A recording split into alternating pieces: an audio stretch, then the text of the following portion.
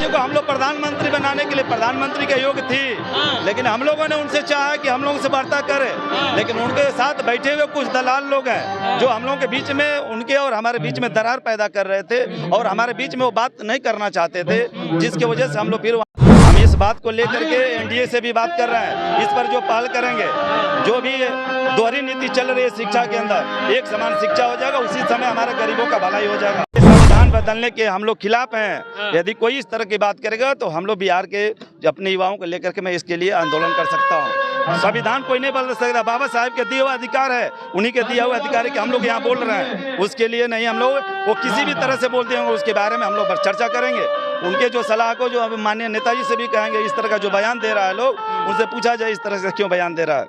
चंद्रशेखर आजाद जो है वो अपनी पार्टी को लेकर के काम चल रहे हैं, तमाम कभी इंडिया के तरफ बात कर रहे हैं, कभी बहन कुमारी मायावती जी को खिलाफ बात कर रहे हैं, उनका मैटर।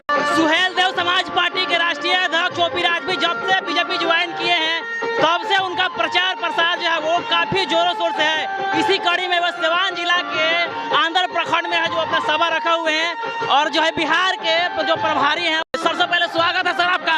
आपके भी चैनल को उदयनारायण राजभर प्रदेश अध्यक्ष की तरफ से बहुत बहुत बधाई हो जो आप हमारे बीच में आज आए हैं। पहले आप लोग सर बीजेपी का बहुत खिंचाई करते थे, लेकिन आप लोग बीजेपी में चल गए, क्या कारण हो सकता है? हम बीजेपी के खिलाफ नहीं थे, अब बीजेपी की खिंचाई नहीं करते, बीजेपी से अपने अधिकार की बात करते थे। हम अपने मांग को रखे थे, यदि हमारी मांग को पूरा करे तो बीजेपी के साथ फिर हम लोग एनडीए के साथ चले गए। मायावती के साथ हम लोग थर्ड प्रधानमंत्री बनाने की बात कर रहे थे, क्या दिक्कत हो गया मायावती से? मायावती जी को हम लोग प्रधानमंत्री बनाने के लिए प्रधानमंत्री के योग्य थी, लेकिन हम लोगों ने उनसे चाहा कि हम लोगों से वार्ता करे, लेकिन उनके साथ बैठे हुए कुछ दलाल लोग हैं जो हम लोगों के बीच में, उनके और हमारे बीच में दरार पैदा कर रहे थे और हमारे बीच में वो बात नहीं करना चाहते थे, जिसकी वजह से हम लोग फिर वहाँ से हट करके, क्योंकि हम बिना अलायंस के जो है चुनाव नहीं लड़ सकते थे और हमें भी जब तक से सत्ता में नहीं पहुँचेंगे तो हमारे जो समाज को वंचित रखा गया है तब तक से हक हिस्सा नहीं मिलेगा। इसीलिए हम लोग बहन जी के बारे में बात करते रहे, लेकिन बहन जी की तरफ से कोई नहीं पहल हुआ। इसी की वजह से फिर हम लोग एनडीए के साथ शामिल हुए और पूरे हिंदुस्तान में एनडीए के साथ मिलकर चुनाव लड़ेंगे। ओपी राजभर जी हमेशा शिक्षा की बात करते हैं कि जब तक शिक्षा नहीं होगा तब तक समाज को नहीं बदल जाएगा, और वहीं शिक्षा से वंचित करते हुए भारत में जो भी सरकारी संस्थाएं हैं वो बीजेपी बेच रही है, चाहे वो शिक्षा हो, प्राइवेटाइजेशन के मामला हो, रेल हो, फेल हो, तो आप लोग उन्हीं के साथ चल गए हैं, क्या कारण हो सकता है? बीजेपी क्या कर रही है? मेरा जो भारतीय समाज पार्टी की मांग है, एक समान शिक्षा, एक समान चिकित्सा। हम इस बात को लेकर के एनडीए से भी बात कर रहे हैं। इस पर जो पहल करेंगे, जो भी दोहरी नीति चल रही है शिक्षा के अंदर, एक समान शिक्षा हो जाएगा, उसी समय हमारे गरीबों का भलाई हो जाएगा।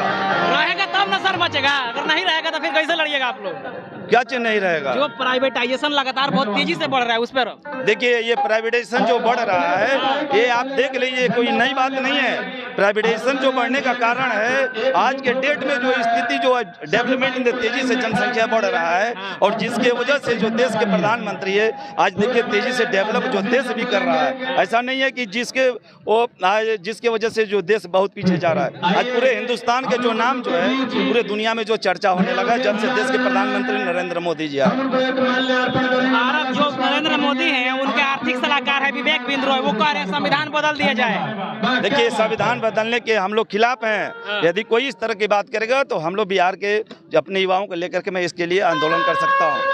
संविधान कोई नहीं बदल सकता, बाबा साहब के दिए हुए अधिकार है, उन्हीं के दिया हुआ अधिकार है कि हम लोग यहाँ बोल रहे हैं, उसके लिए नहीं हम लोग वो किसी भी तरह से बोलते होंगे उसके बारे में हम लोग चर्चा करेंगे। उनके जो सलाह को जो माननीय नेताजी से भी कहेंगे, इस तरह का जो बयान दे रहा है लोग, उनसे पूछा जाए इस तरह से क्यों बयान दे रहा है। संविधान के बदलने की बात कही जाती है सर, उस पर देशद्रोह का मुकदमा हो सकता है, लेकिन कुछ नहीं हुआ है उन पर अभी।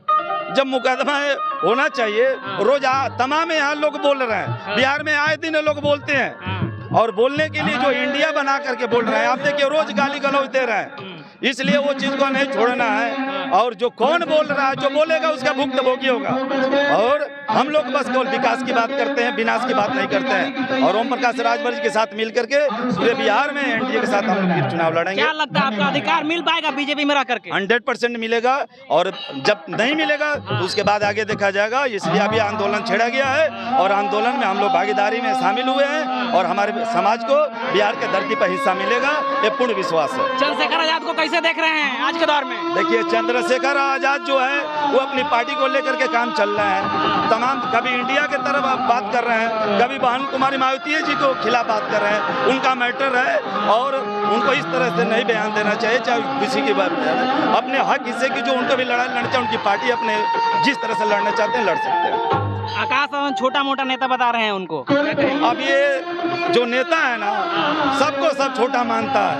अब किसको क्या कहा जाए, हम ही लोगों को जब सब लोग छोटा मानता है तो हम लोग क्या कर सकते हैं? हम लोग लड़ करके आगे बढ़ना चाहते हैं। किसी के कहने से छोटा और बड़ा नहीं हो सकता, अपने कर्म से सब लोग बड़े और छोटे होते हैं। चलिए, बहुत बहुत धन्यवाद सर। बहुत बहुत धन्यवाद। तो ये थे हमारे साथ, तमाम बातों पर बात रखे और इससे पहले जो बात करते थे संविधान की, वो कह रहे कि संविधान पर अगर मुसीबत पड़ेगा बदलने की जो बात करेगा, हमेशा जो है वो ओम प्रकाश राजभर जी जिंदाबाद, उदय नरेंद्र राजभर जिंदाबाद, भारतीय समाज पार्टी